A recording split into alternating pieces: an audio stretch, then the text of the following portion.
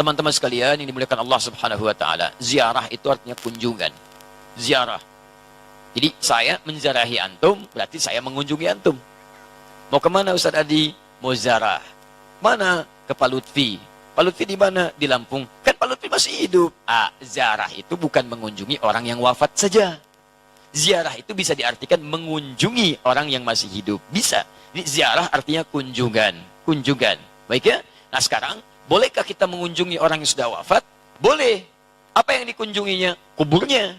Makanya ada istilah ziarah kubur. Mengunjungi orang yang wafat dalam kuburnya. Apa yang dilakukan? Mendoakan mereka. Jadi Nabi bahkan mengatakan, silakan. Lihat-lihat. Kuntu nahaitukum an ziyaratil kuburi fal'ana fazuruha. Itu dalilnya. Dulu saya pernah larang Anda untuk ziarah kubur. Dulu itu saat iman lemah. Ada kebiasaan di jahiliyah. Kalau ada orang meninggal, itu mereka meratap-ratap. Ratap-ratap. Untuk menunjukkan bahwa orang ini orang baik. Diratap. Ada yang kubak-kubak rambut. Ada yang mukul-mukul begini. Bahkan nanti gini. Saking populernya kesan itu dianggap orang baik. Sampai ada jasa penyewaan orang nangis. Jasa nyewa orang nangis. Jadi kalau ada dikenal orang buruk misalnya, disewa nih, berapa orang? Rombongan. Untuk nangis saja. Nangis, terus meratap-ratap. Ada itu. Zaman jahiliyah. Jadi begitu ada kebiasaan seperti itu, jadilah kultur di masyarakat. Biasanya budaya itu muncul karena biasa. Biasa itu dari kebiasaan. Kebiasaan begitu jadi tradisi nantinya. Maka ketika ada tradisi itu kuat di masyarakat, iman mulai lemah. Di awal-awal, iman masih lemah maksud saya. Karena masih lemah, belum ada penguatan tauhid yang kuat, muncul kebiasaan itu, maka dilarang oleh Nabi SAW untuk sementara waktu ziarah kubur. Larangan datang. Kenapa dilarang? Bukan gak boleh ziarah. Bukan gak boleh ziarah. Larangannya karena dikhawatirkan ketika ada yang meninggal, tradisi tadi lebih kuat daripada awal-awal keislaman, muncullah seperti itu. Sehingga maaf, iman yang seharusnya muncul, teman-teman sekalian, itu terhenti, terbatasi oleh nilai-nilai tradisi yang tadi.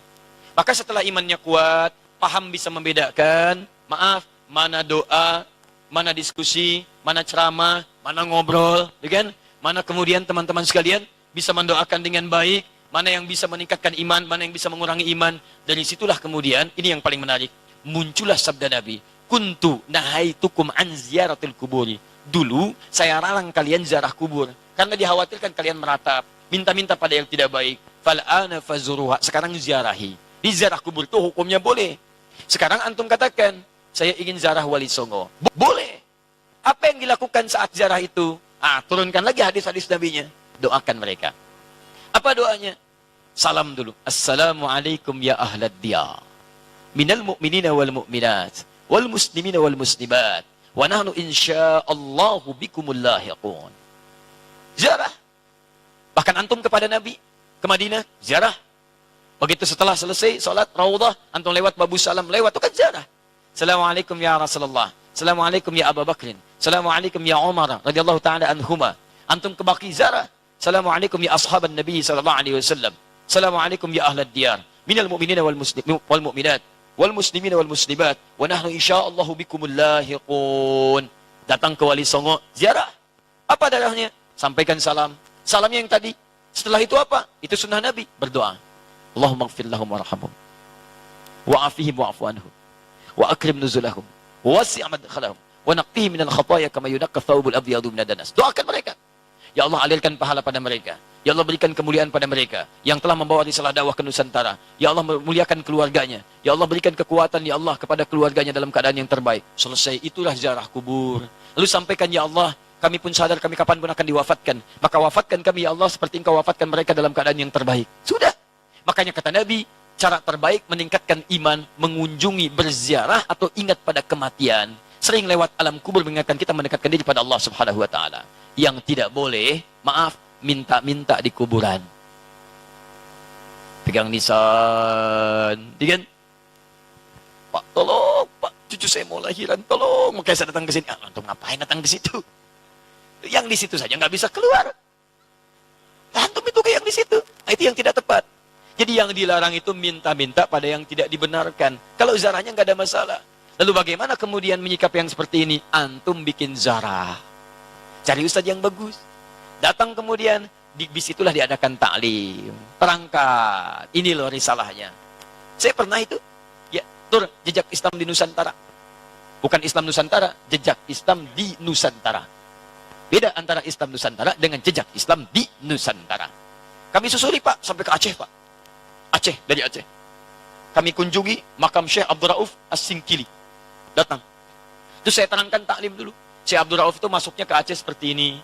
Kemudian menyampaikan begini, risalah Islamnya begini. Setelah itu kita datang. Mana buktinya beliau ada? Kita kunjungi. Sampai ke tempat makamnya, dari hanya kuburannya. Masuk ke situ kita berdoa. Saya pimpin doanya. Begini cara berdoanya. Sampaikan begini, begini, begini. Sudah, ayo kita pulang. Saya sampai ke Lasem. Untuk menelusuri jejak Islam di Nusantara ke arah wilayah Jawa Tengah sampai ke Jawa Timur. Nah, ujung Jawa Tengah ke Lasem, saya tunjukkan. Ini dulu ada Sunan Bonang di sini. Teman-teman sekalian, nama-nama aslinya ini. Asalnya begini, ininya begini, ininya begini. Dari mana taunya? Apakah itu fiktif? Ayo kita lihat. Susuri tempatnya. Ini tempat beliau. Ini tempat awal merapatnya. Ini tempat keluarganya. Ini pas sujudannya. Sampai saya hitung berapa anak tangga sampai ke atasnya. Yang merawat tempatnya itu sampai pas sujudannya. Yang merawatnya namanya Pak Abdul Halim. Begitu antum naik sampai ke atas, sebelah kiri. Di situ antum temukan nanti yang pegang kuncinya Pak Abdul Halim. Ketika bertemu dengan beliau, indah sekali. Pak, ini bukan makam ya. Bukan makam. Makamnya itu bukan yang di sini. Ini cuma pas sujudannya. Pas sujudan itu tempat beliau kemudian memetakan wilayah. Berdoa kepada Allah. Minta diberikan kekuatan. Bersujud di situ. Sholat menghadap ke arah kiblat. Seperti Nabi naik ke Gua Hira. Lalu memohon kepada Allah beri petunjuk. Setelah itu berdakwah di lingkungan sekitaran. Makamnya bukan di sini Pak. Tapi yang di bawah. Disamarkan makamnya supaya tidak ada yang mengkultuskannya. Indah keterangannya. Saya ajak jamaah untuk mendengarkan itu semua. Tuh, kan? Sering tertipu kita.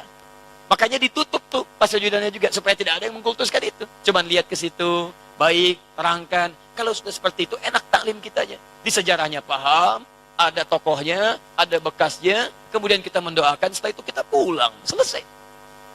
Jadi kita itu tidak harus saling mencolok, gak ada wali songo, begini, begini, begini. Alah, antum ini kenapa sih? Sebelum bilang gak ada, lihat dulu. Lihat, pahami, baca kisahnya, pelajari, ambil inspirasinya. Kalau ada yang meninggalnya, doakan seperti antum datang ke makam Uhud. Datang ke situ, antum doakan, cerita di situ, selesai. Seperti antum datang ke makam Nabi, berdoa di situ, bahas sekitarannya, pulang, selesai. Itulah teman-teman sekalian. Jadi kita ambil cara yang hikmah. Jelas ya? Nah, jadi kita pun tidak harus menyakiti orang lain, tapi meluruskan dengan cara-cara yang terbaik. Hikmah. Ya. Karena masjidnya al-hikmah, selalu ini yang muncul. Allah Ta'ala alam bisawab. Nah, jadi itu kalau ada sesuatu yang kurang berkenaan, kita cari cara yang lebih baik. Cara lebih baik. Ini sudah kebiasaan, zarah berangkat gini. Kita ketahui ada sesuatu yang kurang baik di dalamnya. Antum bikin zarah yang lain. Cari ustadz yang bagus. Di situ terangkan sejarahnya macam-macamnya, kunjungi, terus cari tempat-tempat yang terbaik. Kalau sudah paham seperti itu, pelan-pelan nanti akan terbuka hatinya. Allah Ta'ala a'lam bissawab.